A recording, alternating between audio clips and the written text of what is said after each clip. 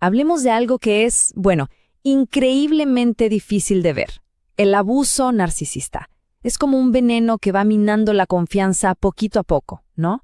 La idea aquí es justamente esa, trazar una especie de mapa, una guía para salir de esa neblina y encontrar el camino de vuelta a la claridad, a la recuperación. Y vamos a arrancar con la pregunta del millón, la que seguro resuena en muchísima gente. Si algo duele tanto, pero tanto, ¿por qué cuesta un mundo salir de ahí? Es una pregunta que necesita comprensión, no juicio, ¿verdad? Y aquí, ojo, viene la primera gran revelación. No es falta de fuerza de voluntad, no es un fallo personal, para nada. Lo que pasa es que uno está metido en una dinámica, en un patrón, que está diseñado casi como una trampa para que sea muy difícil escapar. Ok, entonces, ¿cómo funciona exactamente esta trampa? Vamos a meternos de lleno a desglosarla, porque este tipo de abuso no es al azar, sigue un ciclo súper predecible que, y esto es clave, crea una adicción emocional muy, muy fuerte. A ver, el motor de todo esto tiene un nombre, refuerzo intermitente. Piensen en una máquina tragamonedas. A veces te da un premio, a veces nada. Y esa incertidumbre es lo que te mantiene jugando. Bueno, acá es igual. El abusador alterna entre ser increíblemente cariñoso y de repente ser frío o cruel. Y esa imprevisibilidad, ese hoy tocará el día bueno, es lo que engancha, mantiene viva la esperanza de que vuelvan esos buenos tiempos. Y este ciclo, como decíamos, tiene como 4 paradas, siempre las mismas. Primero, la idealización, que le dicen bombardeo de amor. Es cuando todo es perfecto, te sientes en las nubes, es un sueño hecho realidad. Pero, siempre hay un pero, ¿no? Inevitablemente llega la segunda fase, la devaluación. Empiezan las críticas, la indiferencia, el hacerte sentir mal. Y justo cuando uno dice hasta aquí llegué, ¡pum!, viene la tercera fase, el descarte, el abandono o la amenaza de hacerlo. Y cuando ya no se puede más, ¿qué pasa? La cuarta fase, el reenganche. Un gesto de cariño de la nada, una disculpa, y el ciclo vuelve a empezar. Y con él, esa esperanza adictiva de volver al principio. Claro, vivir en esa montaña rusa constante tiene un costo altísimo. El daño interno es profundo. La persona empieza a dudar de todo lo que siente, de lo que piensa. Es como si la brújula interna se rompiera. Se entra en una especie de niebla mental, de confusión total. Lo que atacan, de manera muy directa, es algo que en psicología se llama la prueba de realidad. ¿Qué es eso? Básicamente es nuestra capacidad de chequear si lo que pensamos o sentimos se corresponde con lo que de verdad está pasando. Y bueno, el objetivo del abuso es justamente ese, desgastar esa capacidad, romperla sistemáticamente. Y el método es bastante claro.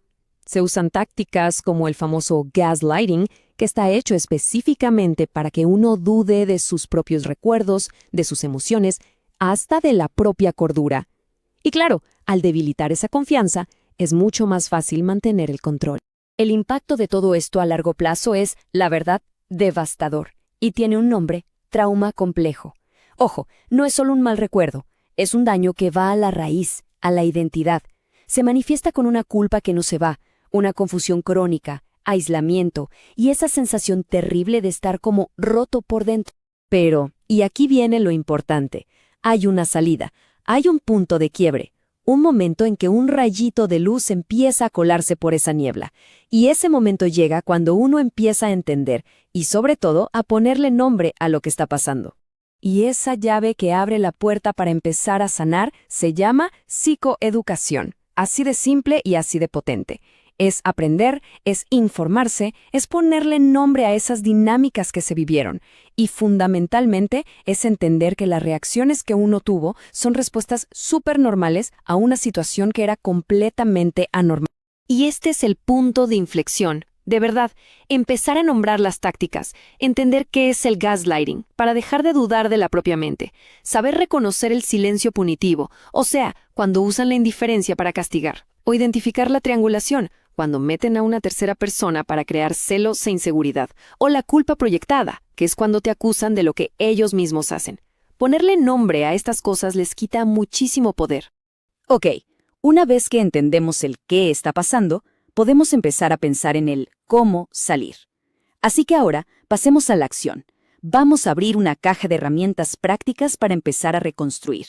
Y la primera herramienta, que a veces se nos olvida, es el cuerpo.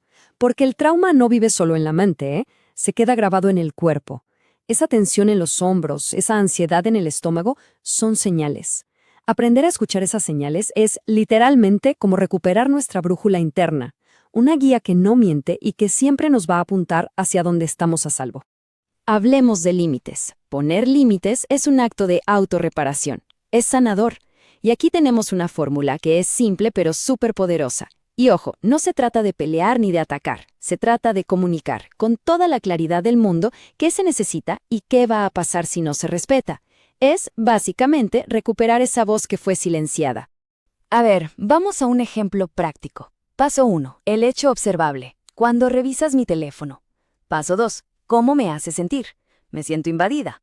Paso 3. El límite. De ahora en adelante va a tener una clave que no voy a compartir. Y paso 4. La consecuencia.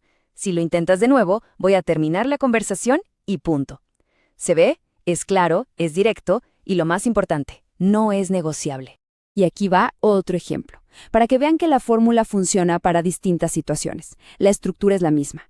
Lo que se logra con esto es proteger el propio espacio emocional, poner una condición para que haya comunicación y al final del día recuperar el control sobre la propia seguridad. Y bueno, llegamos al último tramo del camino. Y esto ya no se trata solo de sobrevivir, ¿eh?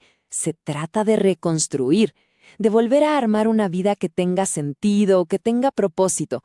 Se trata, en definitiva, de reclamar la propia historia.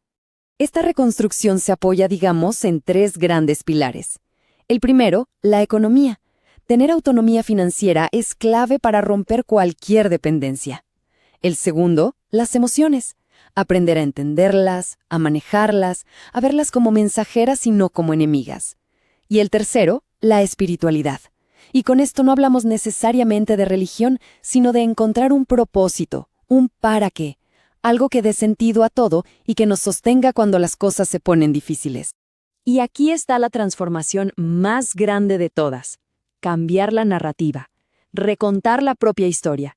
Y no se trata de olvidarse del dolor o de hacer como que no pasó, para nada. Se trata de cambiar la perspectiva, dejar de verse como víctima para empezar a verse como sobreviviente. Ese pequeño cambio de palabras lo es todo. Devuelve el poder, porque el problema fue el problema, pero la persona es la persona, y esa persona sobrevivió. Entonces la pregunta con la que nos quedamos es esa. ¿Cuál es ese primer paso para empezar a reescribir la propia historia? Porque este camino, aunque parezca larguísimo y súper complejo, siempre empieza con un primer paso. Ya sea entender, ponerle nombre, buscar ayuda. Cada pequeña acción cuenta. Cada pasito es el comienzo de un nuevo capítulo. Uno escrito esta vez, con sanación y con libertad.